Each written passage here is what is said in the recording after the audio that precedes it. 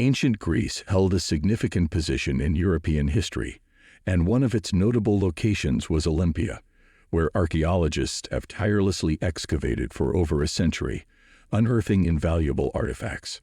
Today, we bring you an astonishing discovery made by experts, an early copy of the most renowned epic poem in history.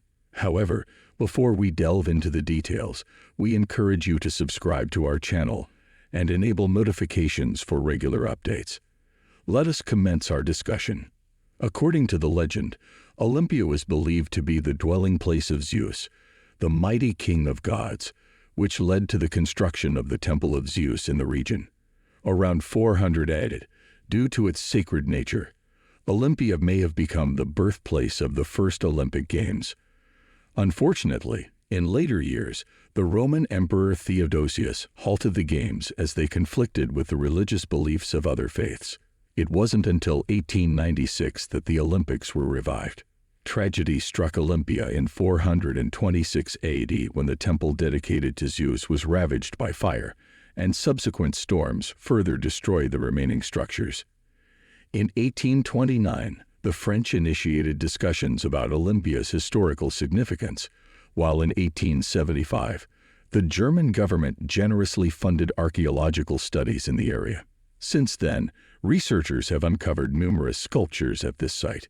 Utilizing pottery, bronze objects, and terracotta roof tiles, scientists have been able to establish the age of different sections within Olympia. Over the past 3 years, both Greek archaeological teams and the German Institute of Archaeology have been excavating Olympia, and their efforts have brought them closer to the Temple of Zeus, where an astounding find awaited them. Epic poetry represents one of the earliest forms of written expression. The Epic of Gilgamesh, penned approximately 4,000 years ago, narrates the tale of a renowned Sumerian king who embarks on a journey to discover the true meaning of life after losing his dearest friend. Before the Norman conquest of England, the Anglo-Saxons composed Beowulf in Old English. Similarly, the Mahabharata and Ramayana, revered by Hinduism, remain influential religious texts today. The Mahabharata, consisting of nearly 100,000 couplets, weaves together myths and historical events, tracing the origins of Hinduism. While ancient writers found the subject intriguing, conclusive evidence regarding the Trojan War remained scarce. Homer's epic poetry serves as our primary source of information regarding the conflict. However, the incorporation of Greek deities within the narrative poses challenges to its historical accuracy, particularly considering that it was written centuries after the war was presumed to have occurred. In tales recounting the Trojan War, the gods assumed significant roles. According to one version, Zeus, desiring to diminish the population, orchestrates a beauty contest among Aphrodite, Hera, and Athena. Paris, a prince of Troy, is entrusted with the task of selecting the winner, ultimately choosing Aphrodite. Whether Helen willingly eloped with Paris or was taken by force, her husband Menelaus feels compelled to reclaim her, seeking assistance from Greece in besieging Troy. Agamemnon, Menelaus' brother, leads the Greek navy consisting of 1,000 ships, while renowned Greek heroes such as Achilles, Ajax, and Odysseus answer the call to arms. The Greeks besieged Troy for 10 long and bloody years until they pretended to leave but left a wooden horse outside the city walls, thinking it was a gift, and ignored warnings of danger. That night, the Trojans brought the horse inside. The next morning, the Greek troops came out of the horse's stomach and killed all the Trojans, and the war ended. Historians don't know how much of the story of Troy is true. For a long time, people thought it was all made up. Now, some people think they have found where the old city used to be. In the Odyssey, Athena and Apollo are very important to the end of the Trojan War. Odysseus, like Achilles in the Iliad, must face the wrath of Poseidon in order to cross the sea again. There are 24 books in the Odyssey, but only 109 hexameters. After 10 years of fighting in Troy, Odysseus spends another 10 years roaming before reaching Ithaca.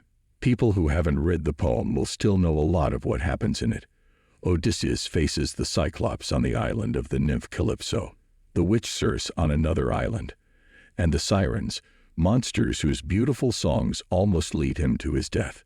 Even when he got home, his fight wasn't over. Since she had been gone for so long, most people didn't know him. After Penelope's husband died, many men tried to get her to marry them. So Odysseus had to use his smarts and strength, along with some help from the goddess Athena, to get his life back. Homer's poetry has been read and studied all over the world for more than 2,800 years. It has had a lasting effect, but we don't have many copies of the first editions of the text, which is part of what makes new finds so exciting. The fragments are in the Poems Book 20, but they have lines that aren't in the medieval version. It sounds like each time the story was told, it was told from a different point of view. The writer would write down the first story he or she heard. Most of the papyrus that has remained has been found in Egypt, where dry conditions make it easier to preserve fragile texts. An original manuscript of the Odyssey from the Roman age, especially from Greece, would be priceless. The most recent excavations at Olympia did not find papyrus. Instead, they found a clay tablet buried in a pile of bricks, stones, and tiles. The tablet had 13 lines from Book 14 of the Odyssey, when Odysseus returns to Ithaca after 10 years of wandering. Since we have a few of his poems, the ministry calls it a remarkable archaeological, epigraphic, literary, and historical show. Since the Odyssey was written, the Homeric epics have been important parts of a traditional education, but the way they are translated changes what they mean. In the 3rd century BC, a slave named Livius Andronicus changed Zeus's name to Jupiter and Odysseus's name to Ulysses to make the work more interesting to the Romans. In 1614 and 1615, George Chapman was the first person to translate the Odyssey into English. Since then, more than 60 other people have done the same. Emily Wilson was the first woman to translate the poem in 2017, and her new take on it was praise. The Iliad and Odyssey have been translated into so many different languages that it may be hard to find the original text. The goal of the Homer Multi-Text Project is to find as many of them as possible. That's it for today. What do you think about this incredible discovery? Let us know in the comments section. Please like and share our videos.